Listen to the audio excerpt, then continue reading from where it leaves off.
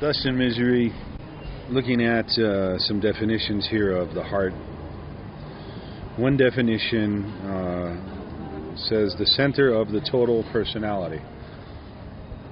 This is a tricky one if the belief is that the soul is the center of the personality, or the personality is centered to the soul. I don't know, but the heart, especially with reference to intuition, feeling, or emotion. In your heart, you know I am an honest man. That's what they put here in the definition. Okay, now we have this one that I tend to agree more with this definition, the center of emotion. That the emotion is centrical to the heart, and especially as contrasted to the head as the center of the intellect. And then the example here is his head told him not to fall in love, but his heart had the final say. So, that we have these, they're almost like these characters, heart, mind. Well, I have my own definition, Ernie. Okay, heart is the house of Satan in us. That's it. In that way, or in that sense, the heart is the center of the emotions, feelings, and passions, good or bad. But for me, all the feelings are bad. For me. For me, all the emotions are bad. For many people, there are good emotions, bad emotions, negative emotions, positive emotions, the same with feelings. And what about the mind being in terms of the intellect? Well, before I knew Yeshua, I was in that definition. I was thinking that one thing is my mind and another thing is my heart, and I believed in the past that I was inside that world. You were in that world with the separation and before. And now with Revelation, everything has changed. And with this noise, everything is changed. So you talk about with Revelation, everything changed. What do you mean? Yeah, everything is changed because now we know for Revelation that the mind and the heart, both are from Satan. Satan controls our mind and Satan controls our hearts. So what we have to do is to receive the new mind. And the new heart. The new mind and the new heart. Yeah. Holy Spirit, the Holy Spirit. Yeah, the promised land, the real promised land. That's why. Yeah, otherwise we're going to stay in that kind of thought that one thing is the mind and another thing is the heart. What in the end, or at the end of the day, is the same guy controlling. And that's where Yeshua said, being completely reborn. The wine, new wine, not in the old wineskins, in the new wineskin. He made it clear it was all new. It was a complete transformation, 100%. It's the resurrection. If we think of that, when He gives us His Holy Spirit, it's the resurrection. He resurrected to give us new life. It's 100%. So, yeah, with one point, Ernie, because if anyone is with Christ, new creature is, and 2 Corinthians 5. But new creatures, but we still have the old creature. That's the point that we don't have to forget. Okay, that's what we were talking about. We can look at this idea of grace and this idea of judgment and look at what Yeshua said about take up your cross and follow Him, but deny yourself. And so we have an understanding of grace that here, when we talk about this daily judgment, it sounds like we're in a negative place when you talk about still having the devil inside.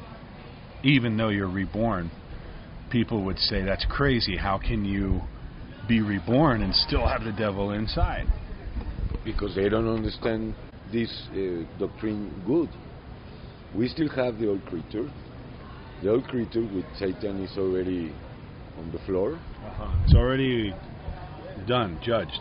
It's already done, but still playing out the way things are going to continue till we get to the end of the story. Yeah, that's why Paul said in Ephesians 6:12, we are in a war not against humans, but against demons. Where are those demons lives? Lives inside of us and outside of us, of course. Maybe the problem is, Ernie, that people don't understand what I'm trying to say with demons. I speak about the demon of anger, the demon of proud, lust, greed, jealousy, that kind of demons. Rage, of course. Victimismo, I don't know in English. Victimism. Fornication, of course. See, that battle, I mean, if it was completely new, why would we have that battle?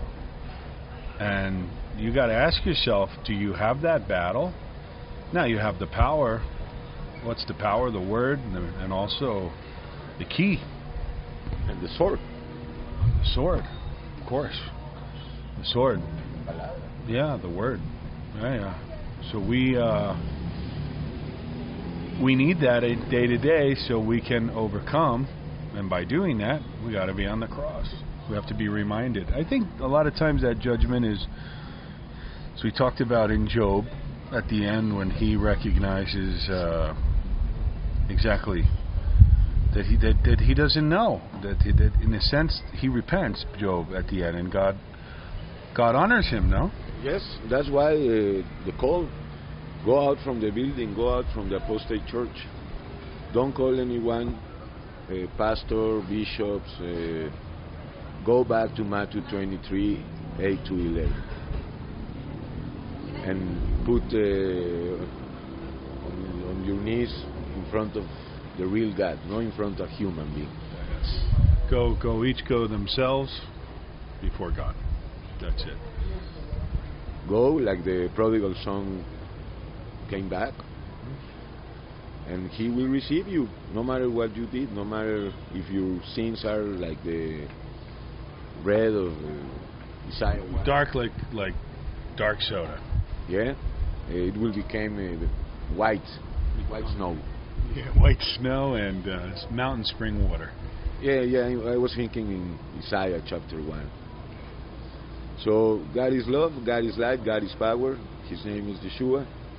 Don't think that you can live in the power if you don't make judgment to your all creature. Every day living in a holy war. This is the holy war. It's his victory. He already done, he already did. Colossians 2, Colosenses 2. And that's it. Living day by day and living every day as the last day, because can be the last day. And if that is the case, thank God. Because why? Because it's better to be with God than to be here. Even Paul say that. Right. But God is here.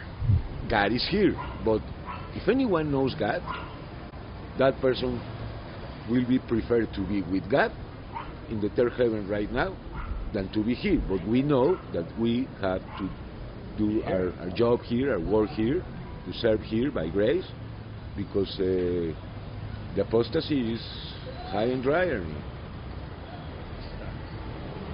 We have to do what we're called to do now. To live in love. To live in love. To live in love. To live in love. Forgiveness, love. Forgiveness. Love of forgiveness. Love also includes to share the gospel, not as a missionary, in your daily life. Daily life. That's it. Dust and misery.